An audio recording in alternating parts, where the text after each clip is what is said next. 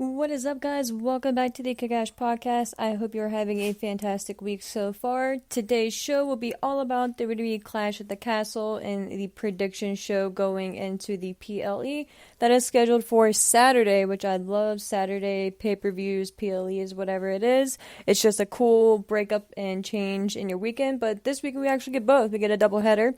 Of course, if you're an AEW fan, we'll be getting AEW All Out, which I will be coming back with another show following Dynamite, and then the All Out prediction show, obviously following Dynamite. So be on the lookout for that, guys. And as always, feel free to follow me on Twitter at ASHMANNS and the show on Twitter at kickashpodcast_. With that being said, guys, got all that out of the way, we will move right on to the card itself. And I guess production / audio note, again, I feel like I say this every podcast now, there seems to be another storm on the horizon, even though it is in the evening, so I guess the universe just waits for me to podcast to start with the thunderstorm. So if you hear that in the background, or my dog makes a run in here, I apologize. But guys, moving on to the more important matter, which is the card itself. Again, we will be, of course, doing a review show, hopefully Sunday morning. It's going to be a busy weekend, so we'll play by ear, but obviously the review show, and maybe since it is early in the afternoon on Saturday, depending on the lay of the land for the weekend, we'll get it done regardless, guys, and I'll give you an update on that. But we will get into the card here with the latest addition to the card itself. We do have a tag team match, which I will start with first. And that is the Judgment Day, consisting of Finn Balor and Damian Priest facing off against Edge and Rey Mysterio, which is really cool. Like, it's a fun throwback if you think about it, if you're a long-term WWE fan. It's just, and it's crazy. I think it's 20 years ago, 2002, 2003. Sometime, I could be off on my year there, when Edge and Rey were tag team champions. So it's just crazy to think 20 years later that both guys are still wrestling, right? Edge was gone, obviously, for a recent chunk of years, but to make his triumphant return, and the fact that Rey is still going at the pace and the speed that he's doing it at is just unreal. Like, the dude's not human. So always got to give them their props, and it's just it's cool to kind of see them teaming up here, and where the match is going to go, and the different routes that I think we may get into, which I'll definitely kind of dig into further in a second here. But I think this is going to be a good showing for Finn and Damian. Probably Damian Priest more so than anyone, hopefully. Finn Balor, God, Finn, speaks for himself. And Damian Priest does as well, but I think obviously in the WWE world, Damian Priest is the newest of all four competitors to the crowd. So I just have a feeling that this is going to be like a showcase night for him, and I really hope that it is. I think his match that he had, though, against Edge was just really good in Toronto. So I think that was a good, maybe, I don't know, showcasing match is the proper word for that, but it was a good just kind of coming out match, and just like, hey, like, or I don't know the correct or proper term for that, but that match really stood out to me. And like I said, for whatever reason, I feel like he's going to have a kick-ass match here. And I think this match is going to be fun. I think it's going to be fast-paced. I think it's going to be, I don't know, maybe before last night on Raw, which, with the development that we had, I'll get into that, of course, but this could have been a match I could see maybe starting the show, but I can see this probably maybe going on second or third. But with that being said, I kind of think the W is going to go to the Judgment Day in this one. I think, and of course, forgive me, guys, I left out key points earlier with the competitors in the match. Of course, with Edge and Rey Mysterio, we have Dominic Mysterio accompanying them, and then Rhea Ripley accompanying the Judgment Day, respectively. With last night on Raw, the development of Dominic having the kendo stick in his hand and not necessarily going to hit Rhea, but being conflicted and not knowing what to do and not wanting to necessarily let go of the kendo stick, but Rhea just kind of catching him in her web, right? And kind of just playing, I don't want to say mind games, but like a mind control, and kind of just like, it was like a weird mesmerizing thing for him. Like, it was just hypnotizing, like, just all that shit, pick any word, right? And I feel like that could kind of apply there. It was just very, interesting to see the direction they took last night on Raw and how Edge and Rey Mysterio had to run from the top of the stage all the way back to the ring to kind of interfere and get into the ring to separate Rhea and Dominic, because Rhea, of course, ended up getting the kendo stick away from Dominic, and Edge and Rey Mysterio weren't sure what was gonna, transpire from there. The scene ended with Finn Balor and Damian Priest pulling Rhea Ripley and the kendo stick out of the ring, and that was the end of that.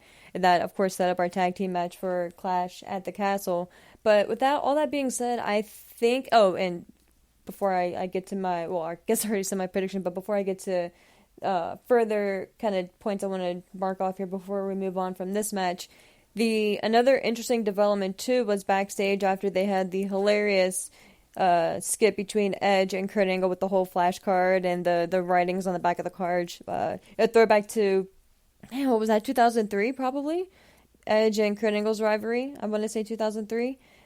Just great stuff, and I again love the callback there. But in the background we had Rey and Dominic sitting there, and once Kurt Angle walked off, it was just left with the Mysterios, and Dominic was pretty much just saying like, hey Dad, I thought it was gonna be like a family thing, and just kind of like questioning why Edge was getting involved and why Rey was teaming with Edge and not him. So, and Rey was like, pretty much just saying like, you got our back. So Dominic's like, of course, of course I got your back. But I think that was obviously a huge seed that was planted. So between that and then the whole interaction between him and Rhea Ripley last night, and then obviously the weeks that have been kind of building up to this moment and to the moment at Clash, I don't know if Clash at the Castle is going to be necessarily too soon. I don't think so, because, we've all been kind of wondering now when and if Dominic is going to turn on Rey. And I think we've kind of gotten all of the juice out of this feud that we can, and in the same format, right? We have to shake it up if we're going to continue with these guys involved, or if you're going to move on, then obviously you can just drop it and leave Dominic as it is. But I would be very intrigued to see, as cliche as it sounds, Dominic turn on Rey and then obviously join with Judgment Day, and just see how his relationship and interactions with Rhea Ripley would progress and kind of grow from there on out, and to see what kind of like I said, relationship they're gonna have. And I don't mean like like sexual or gosh, like any like like boyfriend girlfriend or that route or anything like that. Like I don't want any innuendos like that from WWE. Like I want it to be like a mind control thing, and like, because in my mind, Rhea Ripley kind of, even though they don't have a quote leader of the group, she is the figurehead, and she kind of is, in my eyes at least. So to kind of see, or to see rather, what mind control she would maybe try to inflict over Dominic, or just, I don't know, I think it could be a fun dynamic going forward, and I think you could get a lot, or maybe try to get a lot out of it, and then if not, just go from there, I don't think you're really going to ruin a lot by going that route. We've already had all the feel-good moments between Rey and Dominic, and who knows, maybe this could lead to a singles match between Rey and Dominic at WrestleMania, if we want to drag this out until then and have the culmination at WrestleMania. Man, like, just think about that. Rey Mysterio can win the tag team championships with his son, and then the following year go on and have a singles match at WrestleMania with his son. So I just say that could be really cool and just really fun if done correctly.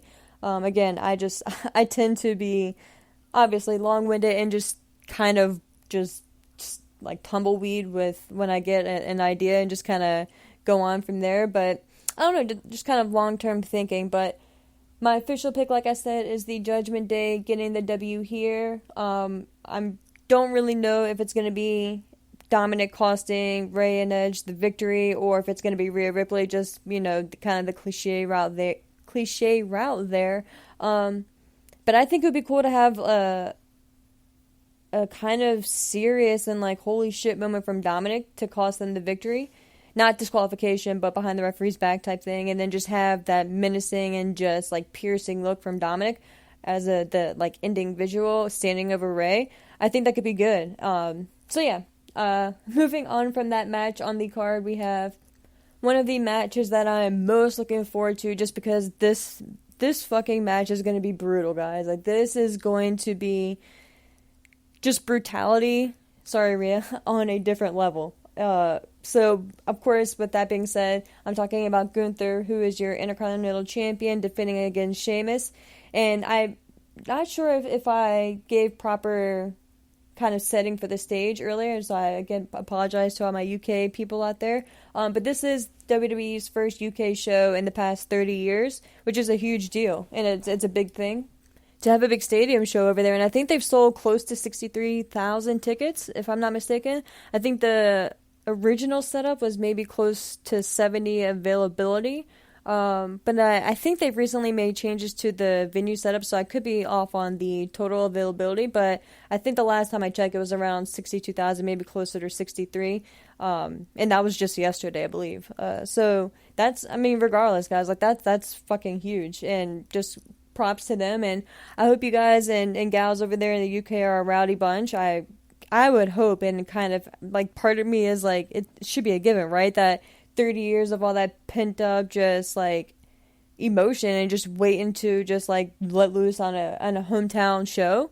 I'm sure maybe if you're a diehard fan, you've maybe traveled over here for like a WrestleMania or SummerSlam or Royal Rumble or whatever, but I'm happy you guys are actually getting a show over there. And now that the pandemic travel restrictions seem to be easing up around the world, thankfully, maybe, you know, this is a good sign going forward. I mean, obviously, they were just in Canada, so now they're going to the UK. Apparently, you know, Saudi Arabia was never really well, I'm not going to say never. That's being unfair, but Saudi Arabia, we have already gone back to since then. So, yeah, you know, it's just cool. It's cool to see kind of things opening back up. But with that being said, like I mentioned at the beginning, this match is just going to be fucking just brutal. And I don't know, man, I'm so torn now on which match I'm looking forward to most. And I think each match has its own reason as to why, which again is just so fucking cool. And the stories, right? Like, it's just, I love stories, man. Wrestling is best when the stories are leading and driving the matches, in my opinion. But again, with this match, I don't see, as much as it pains me to say, I don't see the title changing hands here. I think we're still really early on in Gunther's run. I think it would be a cool moment for Sheamus to win the title, and especially because obviously we all know the story with Sheamus and the IC title. That's the one title that's eluding him right now, except for the Universal title, I believe, as well. But for, you know, he's technically speaking, if he's already been the world champion, so the last singles title is the Intercontinental title. So while I do think he is going to be the IC champ probably within the next year or so, I don't see that happening this weekend. I think we're still, like I said, way too early on in the Gunther run, and I think this is just the beginning for Gunther, and I think he can go maybe to Mania, and maybe, why am I making Mania matches here? But maybe, and of course, this is foregoing all the returns, changes, all that good shit that can happen between now and however many months is between now and WrestleMania. But man, like, if you want to turn Sheamus face after all this and kind of dispatch the whole whatever, oh God, what is his group called? The Fight Night group or whatever with Butch, or you can even keep them together and just maybe like slowly turn them all, or like phase them all into baby faces within the next week or so. I mean, just thinking about it, it's probably easier. Like, it's probably easier than we really, you know, think, right? Especially with Butch, you morph him back into Pete Dunne, or just make. And I think Butch too, as crazy as it sounds, like, people want to like that character anyway. So I think if you just give them a reason to and allow them to, that they would. But I think, you know, if you want to be more direct with it and just let people be who they are, then the no-brainer there is just let Butch go back to being Pete Dunne.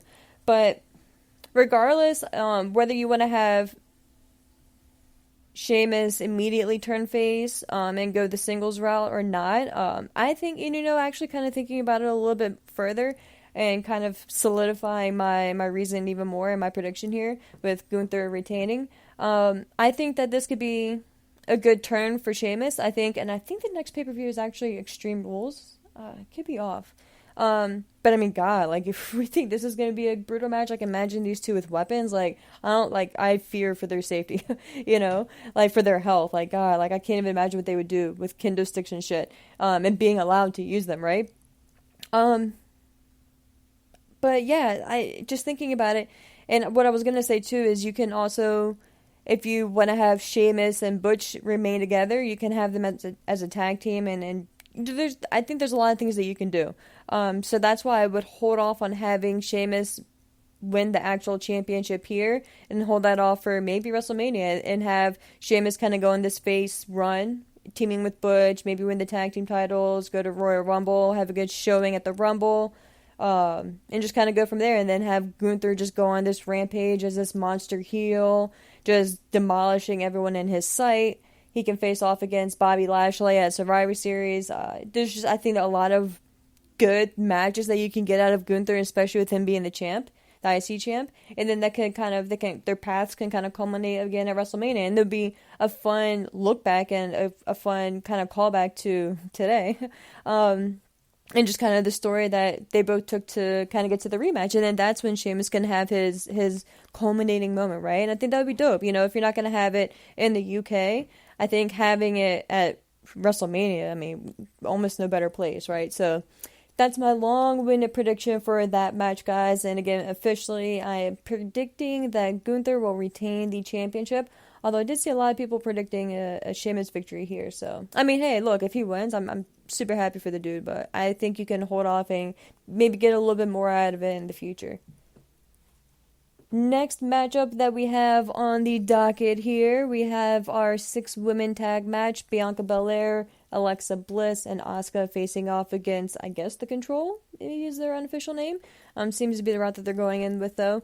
That, of course, is Bayley, Dakota Kai, and Io Sky. Got that right. This one, I think the victory is kind of obvious to me, especially with what happened last night on Raw. And I will admit, I was kind of shocked by it as well, or just not expecting it. Shocked may be too strong of a word. I just was not expecting Raquel Gonzalez. God, did I get that right? Is it Gonzalez or Rodriguez? Now they just completely messed my brain up. But Raquel and Aaliyah are our new women's tag team champions, which I was not expecting. They do have the scapegoat with not the legal competitor being the one who got the victory.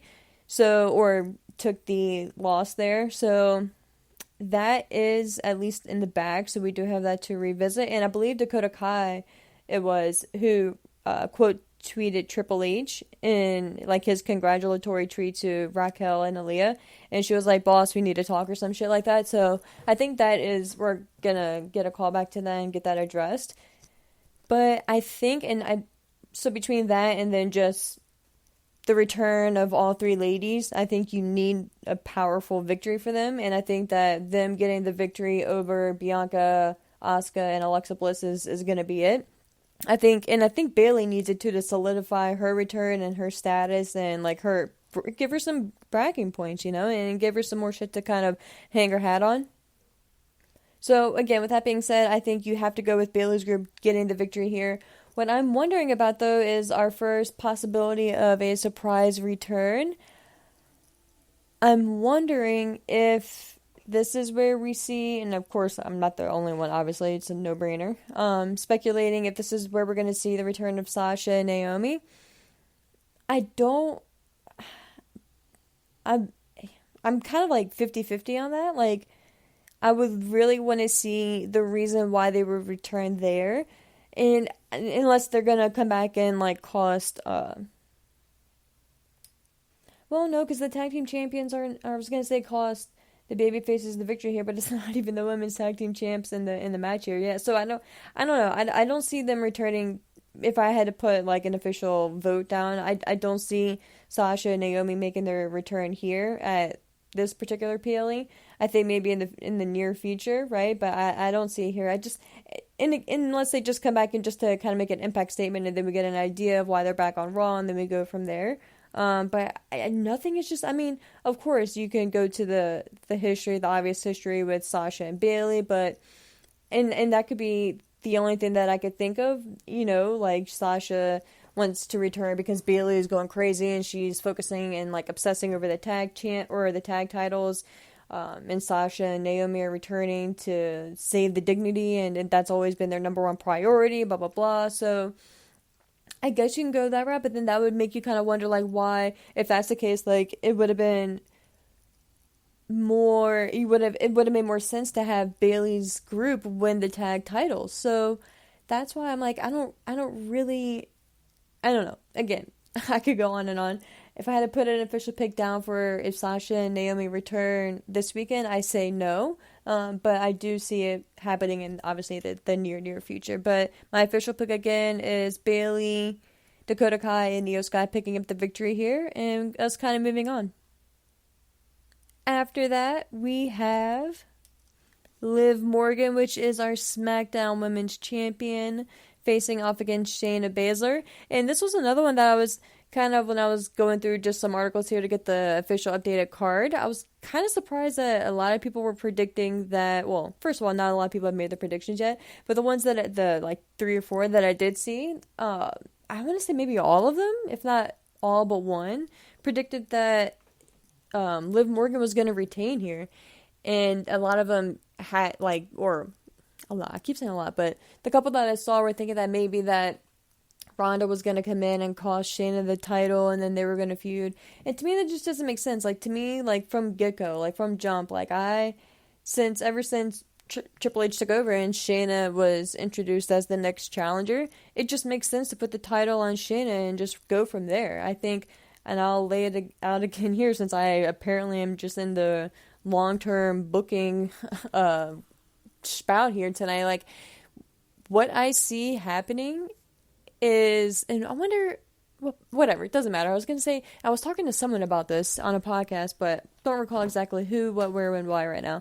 But my official idea was you have Baszler just completely just demolish Liv, right? Just go through, and even, you don't even necessarily have to do that, but my idea, and not maybe a complete squash, but just a 5, 6, 7 minute just match where Shayna is just dominating the majority of it. Let Liv get in a few offensive moves, but just the majority of it is just Shayna just kicking ass, right? She wins the title. Ronda Rousey is she's kind of pissed, but she's kind of like that jealous friend. Like, she's kind of like that friend, or the person you thought was a friend who you have in your life, where they want you to succeed, but they don't want you to succeed more than they do or faster than they do. Or if you guys are going for the same thing, they don't want you to get it, right? Like, they're not going to be truly happy for you. They may say that they are, but like, you can tell by their demeanor that they're not, right? So I think that's going to be the route that we're going to go on.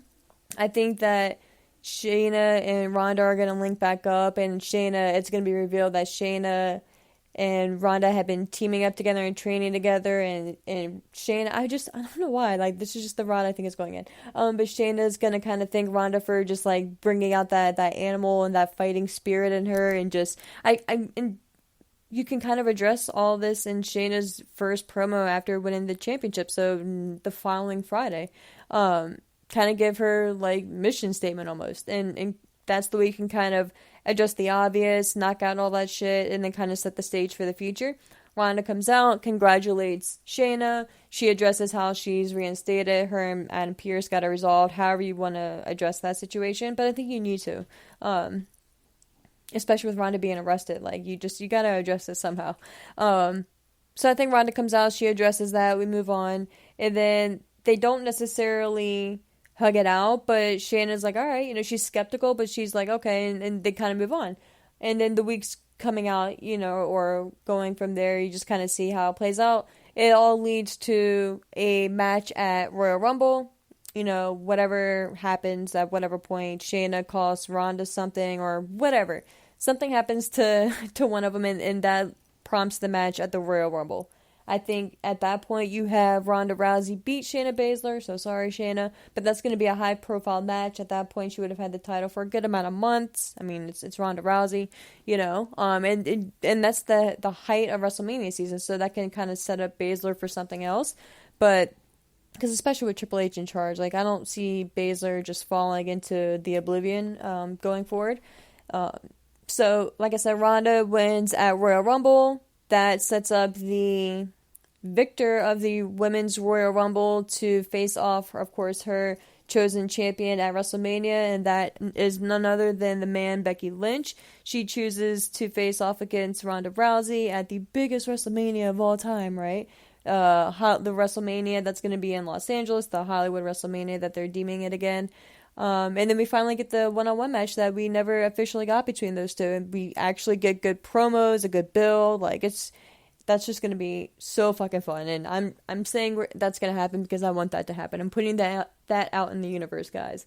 So yeah, that's my, again, long journey to WrestleMania. I did not plan for this, guys, when I sat down to record this, that I would be booking to WrestleMania. So again, so sorry that that's the route that all these matches seem to be going in. But again, long story short, Shayna Baszler picks up the W here. I'm not really too concerned with what happens with Liv. I think she's one of those characters that can kind of bounce back. But I think you do need to be careful because you have built her up and she's kind of gone through some key stories and angles already. So you got to kind of handle with care on that one. The next matchup on the card is the one after last night on Raw. I think I'm probably looking forward to most now. And that is Matt Riddle. Yes, his first name is officially Matt again. Matt Riddle versus Seth Rollins. My goodness, guys. My fucking goodness. I'm sure at this point you have seen the clip if you didn't see Monday Night Raw. It was cool. Earlier in the afternoon, they had a clip where Rollins and Riddle were somewhere in the, like, garage area. And they exchanged some words and then some blows. Referees, I think Jamie Noble was there, and a couple other WWE officials broke it up, but it was recorded from, like, a fan's camera from, like, very far away. So it was pretty cool. It was kind of like it was supposed to be like one of those vibes that the video, like, legit, like a fan took the video. Like, it looked exactly like something that I would record standing from afar, right? And so, yeah, so they definitely aired that, and they put that, I don't know if they put that on their Twitter before the show, but they definitely aired that and referenced it, at least during Raw. They had a sit-down backstage segment. They was kind of satellite, I guess you can call it. Not really satellite because they were both in the arena, but they were in different rooms. So they were having, like, the face-to-face split screen, and it was kind of funny, though. They had, like, Corey Graves get up and go to the back to conduct the interview, thinking that he would be in the same room as both of the guys, but no, like, Corey was just in, like, some random room himself. Or maybe he was in the ring that they had backstage. I don't remember exactly, but he was in his own place. Riddle was in one place. Rollins was in another place. And so I'm just thinking, like, you could have just had Corey just stay at the commentator's table and just conduct it from there, which we've seen Michael Cole do plenty of times, but it was just kind of, like, it just, like, I don't know, not a big deal at all and not a problem. It was just kind of, like, just kind of made me chuckle. But man, like, I'm not even, like, the interview segment that they had was just fucking perfect. During the original segment of it, they're pretty much just going through the basic shit, you know, saying that they're ready to face each other at Clash at the Castle. I'm not obviously word for word. They're pretty much just going through the basic shit, right? Just not threatening each other, but basic shit. All of a sudden, to end the, I guess, interview exchange, Riddle made a comment referencing that there's only one man in Seth Rollins' marriage, and that's Becky, which Rollins was not happy with at all. Rollins, just his whole face just, like, tensed up, his demeanor, it was just like, you could tell like, he just did not like that at all. So that was the end of that segment, or so we thought. Went to a commercial, came back, and this was just, God, guys, if you haven't seen it, please go fucking see it. It's just brilliant. I'm obsessed with it. They come back from commercial, they show, or the commentators, and especially, or not especially, but specifically rather, Jimmy Smith was saying that there was an additional clip that the fans needed to see from the interview. We cut back to it. There's a director in the back yelling, cut or something like that, or clear. I think it was actually clear. Riddle goes to stand up, or he says, "We good?" Goes to stand up, take his mic off. Rollins is still sitting down, again in a completely separate room, still split screen. He says, "Hey, Riddle, you still there?" And Riddle's like, "Yeah, still here, what's up?" Something to that effect. Rollins is like, "You want to talk about family? Let's talk about your family." And it's like, "Oh, wait, that's right, you don't got one, because your wife divorced your bitch ass, and took your kids. And left your bitch ass." Bro. No pun intended. Riddle's face immediately. You want to talk about Rollins switching up? Riddle. Bro.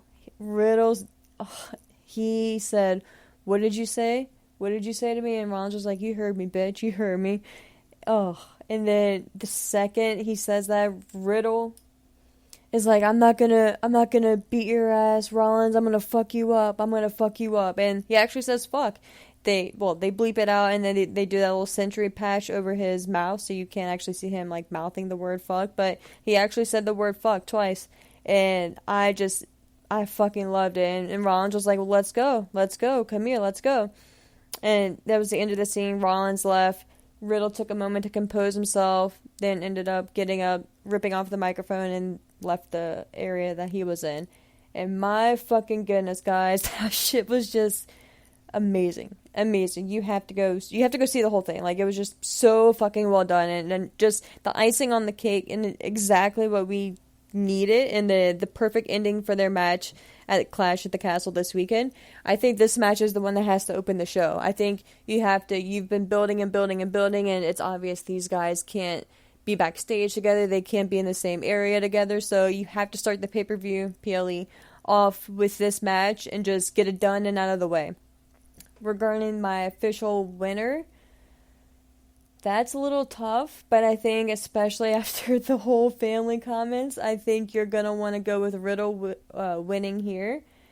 I think that, and I hate to say it because Seth needs to win, but Seth is so damn good, man. It's like, does he really need to win? Or are we kind of making a bigger deal out of wins and losses as fans than the wrestlers are? And that's kind of an interesting kind of like deeper dive. Do we as fans hold more stock in wins and losses than like the wrestlers personally do? And should we obviously be focusing more on the story than who wins or who loses? Just shot my water bottle. But yeah, so obviously that's for a different day. But with that being said, I'm sticking with Riddle here. I wouldn't necessarily be surprised if Rollins pulls out the victory somehow here, and this extends to Extreme Rules, because again, I think this is a logical one to follow up with there. If that is the official, I'm just kind of, honestly guys, I'm kind of tired, and you know what, guys, you guys deserve due diligence, right? So I looked it up. It is the next pay-per-view, and so it looks like Extreme Rules is scheduled for October 8th in the Wells Fargo Center. Philly, that's dope.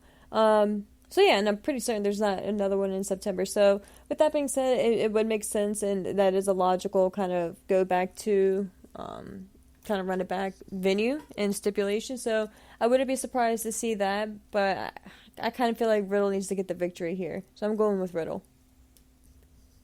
And finally, the main event, last but certainly not least, we have Roman Reigns defending against Drew McIntyre. Roman Reigns, of course, is your undisputed WWE Universal Champion. Has been for like some shit of days now. I think Universal Champion wise, he's been champion, I think, 730 days or something crazy like that.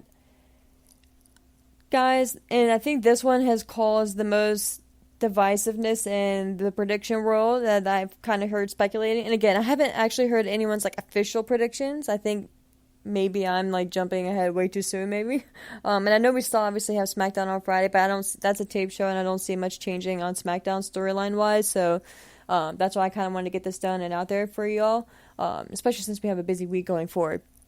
But yeah, like this one I wasn't torn on, like, going into it. To me, like, now granted, could I make a good excuse and a good kind of explanation and reasoning as to why I would choose maybe the other person that I'm not going to choose? Absolutely.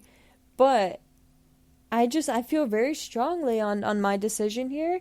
And again, if I'm wrong, I actually will be very surprised. But I think there's a lot of factors going into this, and I don't think they're going to pull the trigger.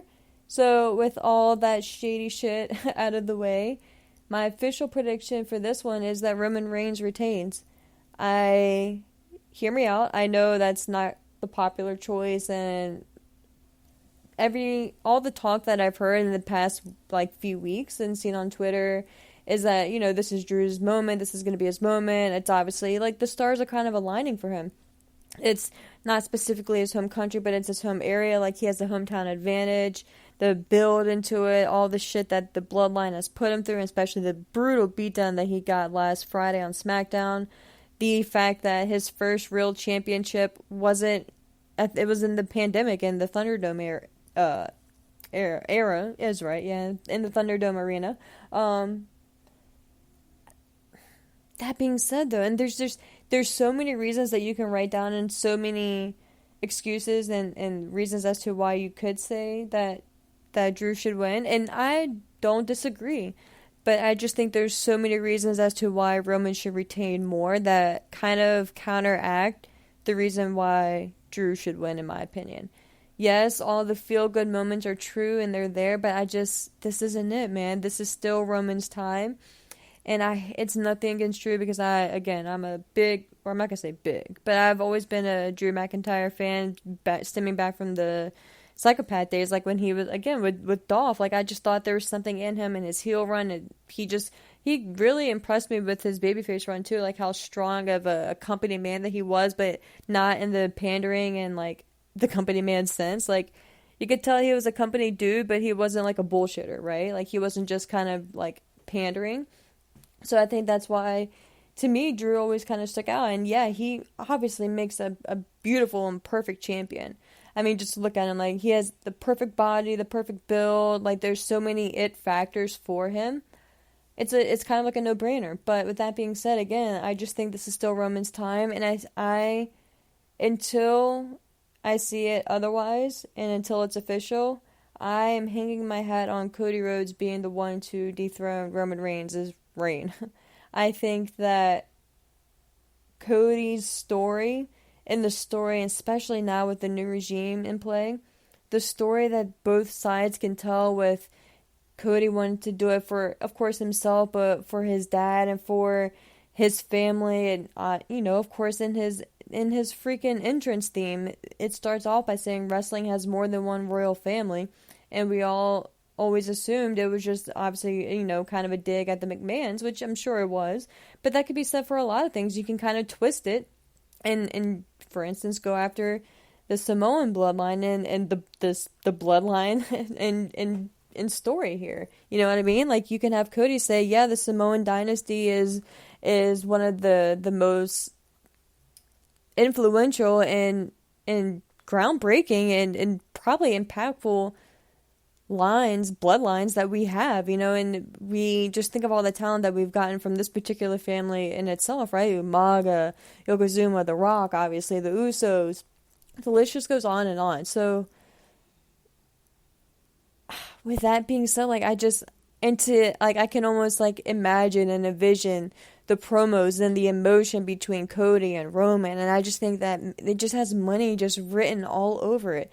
So I think I'm sticking to that idea until I physically see it happening otherwise, and maybe that's just the stubbornness in me, but I just don't see it. And I think the way they kind of get out of this, I think you have the Karrion Kross factor. I think you have him interfere in the match and cost Drew McIntyre the victory. You have a feud right there waiting to happen and really get going on SmackDown between Kross and McIntyre, because of course Drew is going to be pissed, right? He just went through all of this, all of these beatdowns, all the weeks of turmoil, all the matches, all that bullshit, to finally get to his hometown advantage and his hometown feel, to be screwed out of the championship by Karrion Kross, who just returned. You know what I mean? So and of course there's a lot of meat and potatoes there, but or you could just, because while I say all that, I don't say, I don't want Drew, as crazy as this sounds, and maybe as hypocritical as this may sound, I don't want Drew to lose clean, like, I don't think he deserves that, and that's why I'm, like, kind of torn, right? Like, I would love to see Drew win, and I'm not going to be, like, shitting on it if he does. I'm going to be happy for the dude, but, like, I just feel like it's Roman's time still, so that's why I'm kind of sitting on that, and you just have a lot of factors as to kind of get out of this right now, and to really just kind of go from there. And again, like, maybe I'm crazy, maybe I'm missing a vibe, but I don't feel like this is Roman's time to lose. So with that being said, guys, the last maybe surprise return that I've kind of heard floated out there, Bray is still kind of being heavily rumored. There's been speculation recently that Braun Strowman may be making his way back to the WWE. I don't see either one of those really happening at Clash at the Castle, and of course I talked about Sasha and Naomi as well. I don't see any of those happening at this pay-per-view. None of it really fits in right now. So yeah, that's just kind of my quick, short and sweet on any other surprises there. I don't see it, but hey, if we do see it and it's something that's beautiful and just something that I just completely missed, you'll hear about it on the review show. So thank you guys so much for hanging out with me today and going through the Clash at the Castle card. I hope you guys enjoy it, and I'll be talking to you soon. Take care.